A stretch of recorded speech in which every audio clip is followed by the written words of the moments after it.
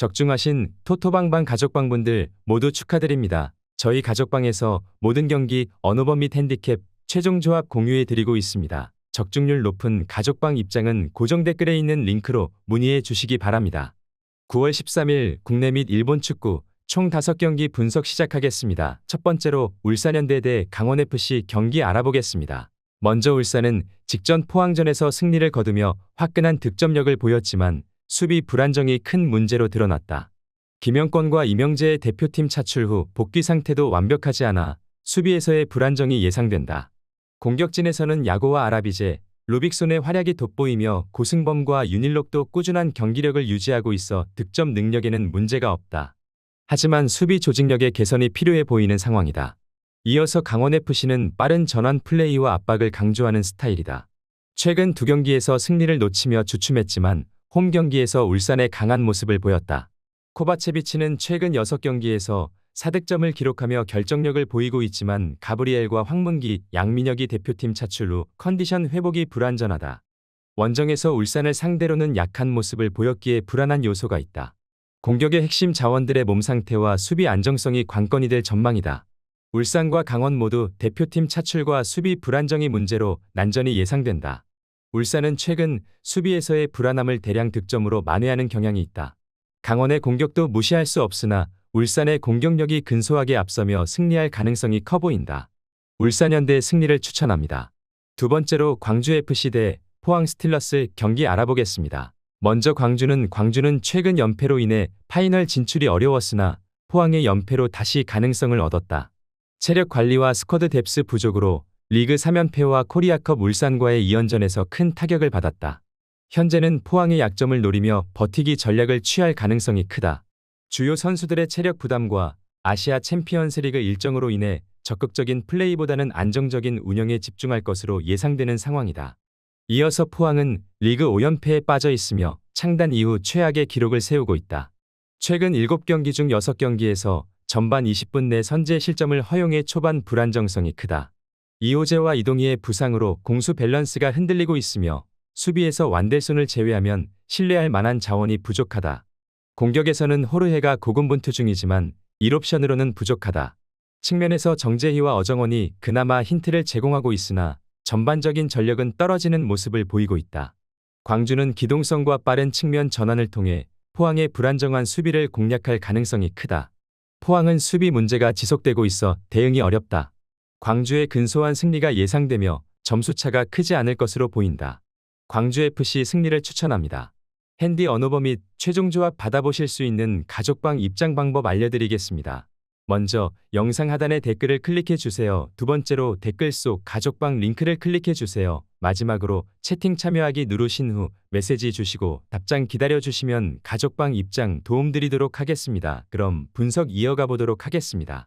세 번째로 가와사키 대 사간도스 경기 알아보겠습니다. 먼저 가와사키는 4-2-3-1 포메이션을 활용해 중원 빌드업과 빠른 측면 전환을 주로 구사한다. 타카이의 부재로 수비에 큰 공백이 생겼고 하이다르와 가와하라의 활약이 필요하다. 마르시뉴는 빠른 침투로 상대 수비를 흔들며 전방 압박과 카운터 어택의 강점을 보인다. 하지만 최근 사포로전 패배에서 보였듯이 수비 조직력이 흔들리면 실점으로 직결될 수 있다. 후반 실점 비율이 높아 안정적인 경기 운영이 필요한 상황이다. 이어서 사간도스는 4-4-2 포메이션을 바탕으로 하되 공격 옵션이 제한적이다. 키타니 감독 체제에서 전술적 혼란이 가중되고 있으며 라이언의 부상으로 공격력이 급락했다. 슬리브카를 톱으로 올려보지만 컨디션이 완벽하지 않고 키오타케도 아직 전술적 연계를 완전히 소화하지 못하고 있다. 수비에서도 불안정한 모습을 보이며 최근 8경기에서 1무 7패로 매우 부진한 성적을 기록하고 있다. 전반과 후반 모두 실점이 잦아 경기가 어려울 가능성은 열어둬야 할 것으로 보인다. 가와사키가 홈에서의 이점을 살려 사간 도스를 상대로 우위를 점할 가능성이 크다. 빠른 측면 전환과 마르시뉴의 기동성을 활용해 상대 수비를 공략할 것으로 보이며 후반에도 득점을 기대해 볼 수 있는 상황이다. 사간 도스는 공격 옵션이 제한되고 수비도 불안정해 가와사키의 공세에 고전할 가능성이 높다. 가와사키 승리를 추천합니다. 네 번째로 요코하마 마리노스 대 교토상가 경기 알아보겠습니다. 먼저 마리노스는 4-2-1-3 포메이션을 활용하며 공격적인 전술을 선호한다. 직전 세레소 오사카전에서 대승을 거두며 리그에서 좋은 흐름을 보이고 있다. 허치슨 감독의 지휘 아래 공격력이 살아났으며 로페스가 최근 5경기에서 5득점을 기록하며 핵심적인 역할을 하고 있다. 엘베르와 니시무라도 측면에서 빠른 전환으로 상대 수비를 흔들고 있다. 하지만 골키퍼 이이쿠라의 부상은 수비의 안정성을 저하시킬 변수가 될 수 있을 것으로 보인다. 이어서 교토상가는 최근 5경기에서 4승을 거두며 강등권에서 벗어났다. 엘리아스가 도쿄전에서 득점하며 팀의 공격 핵심으로 떠오르고 있다. 하지만 삼선 대응에서 문제가 드러나고 있다. 최근 알비렉스 니가타전에서 패배하며 상대의 빠른 전환에 제대로 대응하지 못했다. 특히 요네모토와 후쿠오카의 수비 커버가 부족해 중원에서의 경쟁력이 떨어지는 모습이다. 요코하마의 중원 압박을 견디기 어려울 수 있을 것으로 보인다. 요코하마 마리노스가 홈에서 경기의 주도권을 잡을 가능성이 커 보인다. 로페스와 엘베르를 중심으로 한 공격력과 중원에서의 안정적 빌드업을 바탕으로 교토 상가를 압박할 것이다. 교토 상가는 엘리아스의 기량을 통해 반격을 시도하겠지만 수비의 불안정성이 문제다. 요코하마 마리노스 승리를 추천합니다. 핸디 언어버 및 최종 조합 받아보실 수 있는 가족방 입장 방법 알려드리겠습니다.